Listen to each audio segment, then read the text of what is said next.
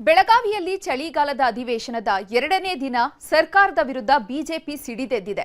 ವಿವಿಧ ಸಮಸ್ಯೆಗಳನ್ನು ಮುಂದಿಟ್ಟುಕೊಂಡು ಬೃಹತ್ ಹೋರಾಟ ನಡೆಸಿದ್ದಾರೆ. ಇದರ ಕಂಪ್ಲೀಟ್ ಡೀಟೇಲ್ಸ್ ಇಲ್ಲಿದೆ.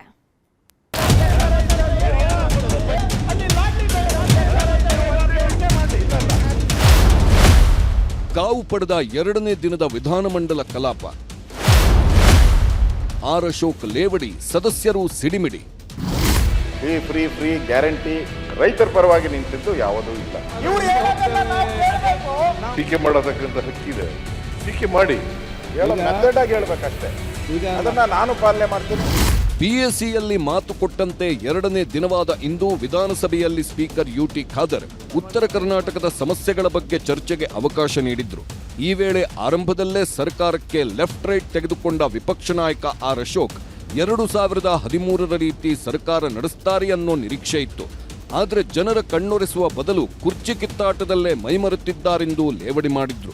ರೈತರ ಆತ್ಮಹತ್ಯೆ ಪ್ರಕರಣ ಹೆಚ್ಚಾಗ್ತಿವೆ, ಗ್ಯಾರಂಟಿ ಭ್ರಮೆಯಿಂದ ಸರ್ಕಾರ ಹೊರಬಂದಿಲ್ಲ, ಖಜಾನೆ ಖಾಲಿ ಸರ್ಕಾರ ಜಾಲಿ ಅಂತ ವ್ಯಂಗ್ಯವಾಡಿದ್ರು. 5 ವರ್ಷ ಪೂರ್ತಿ ಅಧಿಕಾರವನ್ನ ನೋಡಿದ್ರು, ಮತ್ತೆ ಅದೇ ರೀತಿಯ ಆಡಳಿತವನ್ನ ನಾವು ನೋಡ್ಬೋದು ಅಂತ ಅವರು ಭ್ರಮೆ, ಒಂದು ಕನಸು. ಈಗ ನೋಡ್ತಾ ಇರುವಂತಹ ಸಿದ್ದರಾಮಯ್ಯನವರು ಆ ಭ್ರಮೆ ಕನಸು ಎಲ್ಲ ನುಚ್ಚು ನೂರ ಹೊಟ್ಟಿದೆ. ಒಂಥರ ಒಡೆದ ಕನ್ನಡಿ ತರ ಆಗೋಟಿದೆ. ಈ ಕಾಂಗ್ರೆಸ್ ಸರ್ಕಾರ ಬಂದಾಗ ಫಸ್ಟ್ ವರ್ಷ ಬರ, 2ನೇ ವರ್ಷ ಫ್ಲಡ್ಡು, ದಳ್ಳಾಳಿಗಳ ಕಾಟ, 3ನೇ ವರ್ಷಕ್ಕೇನೋ ಕಾಲಿಟ್ರಿ ಬರನೂ ಹೋಯ್ತು ಫ್ಲಡ್ಡು ಹೋಯ್ತು ಅಂತ ಹೇಳಿದ್ರೆ ಈ ಬಾರಿ ಅಧಿಕಾರದ ಕಿತ್ತಾಟ, ಚೇರ್ ಕಿತ್ತಾಟ. ಇದು ಆಡಳಿತ ಪಕ್ಷದ ಸದಸ್ಯರನ್ನ ಕೆರಳುವಂತೆ ಮಾಡಿತು. ಈ ವೇಳೆ ವಾಕ್ಸಮರವೇ ನಡೆದೋಯ್ತು. ಹೀಗಾಗಿ ಸದನವನ್ನ 10 ನಿಮಿಷ ಮುಂದೂಡಬೇಕಾಯಿತು. ಸದನವನ್ನು 10 ನಿಮಿಷ ಮುಂದೂಡಲಾಗಿದೆ. ಸದನದಲ್ಲಿ ನಾನೇ ನಿಜವಾದ ಪ್ರತಿಪಕ್ಷ ನಾಯಕ. ಯತ್ನಾಳ್ ಕೀಟಲೆಗೆ ಬಿಜೆಪಿಗರೇ ಕಂಗಾಲು. ಇನ್ನು ಸದನದಲ್ಲಿ ಬಿಜೆಪಿ ನಾಯಕರನ್ನ ಬಿಜೆಪಿಯಿಂದ ಉಚ್ಚಾಟನೆಯಾದ ಶಾಸಕನೇ ಲೇವಡಿ ಮಾಡಿದ ಪ್ರಸಂಗವೂ ಎದುರಾಯಿತು.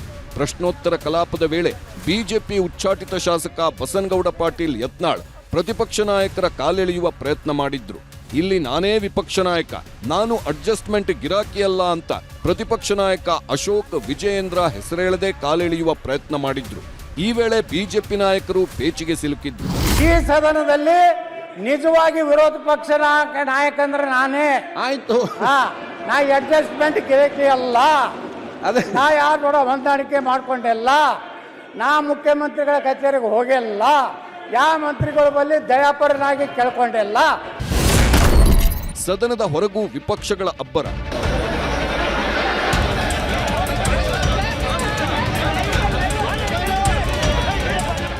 ಸದನದ ಹೊರಗೂ ಬಿಜೆಪಿ ಆರ್ಭಟ ಜೋರಾಗಿತ್ತು.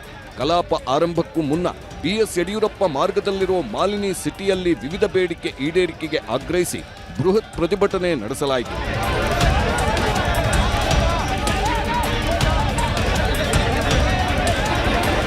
ಪ್ರತಿಭಟನೆಯಲ್ಲಿ ಭಾಗಿಯಾಗಿದ್ದ ವಿಪಕ್ಷ ನಾಯಕ ಆರ್ ಅಶೋಕ್, ಬಿಜೆಪಿ ರಾಜ್ಯಾಧ್ಯಕ್ಷ ಬಿವೈ ವಿಜಯೇಂದ್ರ ಸೇರಿದಂತೆ ಪ್ರಮುಖ ನಾಯಕರು ಸರ್ಕಾರದ ವಿರುದ್ಧ ಆಕ್ರೋಶ ಹೊರಹಾಕಿದ್ರು. ಹೋರಾಟ ಇವತ್ತು ನಾವೇನಾರು ಹೋರಾಟ ಮಾಡ್ತಾ ಇದ್ರಿ, ಇದು ಬಿಜೆಪಿ ಮಾಡ್ತಾ ಇರೋ ಹೋರಾಟ, ರೈತರ ಪರವಾದಂತ ಹೋರಾಟ. ಇದರಲ್ಲಿ ಸ್ವಾರ್ಥ ಇಲ್ಲ. ನೀವು ಅಧಿಕಾರದ ಕುರ್ಚಿಗೋಸ್ಕರ ಕಿತ್ತಾಡ್ತಾ ಇದ್ದೀರಾ. ಇವತ್ತು ಮನೆ ಬಿದ್ದಿದೆ. ಯಡಿಯೂರಪ್ಪನವರಿದ್ದಾಗ 5 ಲಕ್ಷ ರೂಪಾಯಿ ಮನೆ ಬಿದ್ರೆ ದಲಿತರ ಹಣನೆಲ್ಲ ಯೂಸ್ ಮಾಡ್ಕೊಂಬಿಟ್ಟವ್ರೆ. ದಲಿತರ ಕೇರಿಗೆ ಹೋಗ್ಬೇಕಾಯ್ದ ಹಣ ಇವತ್ತು ಕಾಂಗ್ರೆಸ್ಸಿನ ಜೋಬಿಗೆ ಹೋಗ್ತಾ ಇದೆ. ರೈತರು ಬೆಳೆದಂತ ಬೆಳೆ, ಕೈಗೆ ಬಂದಂತ ಬೆಳೆ ಹೊತ್ತು ಬಾಯಿಗೆ ಬರ್ತಾ ಇರ್ತಕ್ಕಂಥ ಪರಿಸ್ಥಿತಿ ನಿರ್ಮಾಣ ಆಯಿತು.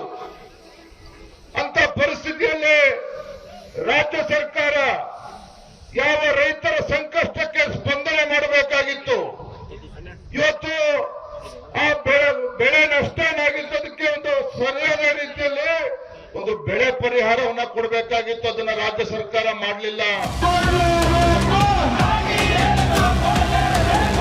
ಇನ್ನು ಬಿಜೆಪಿ ನಾಯಕರ ಪ್ರತಿಭಟನೆಗೆ ತಿರುಗೇಟು ಕೊಟ್ಟ ಡಿಸಿಎಂ ಡಿಕೆ ಶಿವಕುಮಾರ್, ಬಿಜೆಪಿ ಪ್ರತಿಭಟನೆ ಮಾಡಬೇಕಿರುವುದು ಕೇಂದ್ರದ ವಿರುದ್ಧ, ರಾಜ್ಯದಲ್ಲಿ ಏನಾದರೂ ಅನ್ಯಾಯ ಆಗಿದ್ರೆ ಕೇಂದ್ರ ಕಾರಣ ಅಂತ ಗುಡುಗಿದ್ರು. ಬಿಜೆಪಿ ಪ್ರತಿಭಟನೆ ಮಾಡಬೇಕಾದ್ದು ಕೇಂದ್ರದ ಸರ್ಕಾರದ ಮೇಲೆ, ರಾಜ್ಯದ ಸರ್ಕಾರ ಮೇಲಲ್ಲ.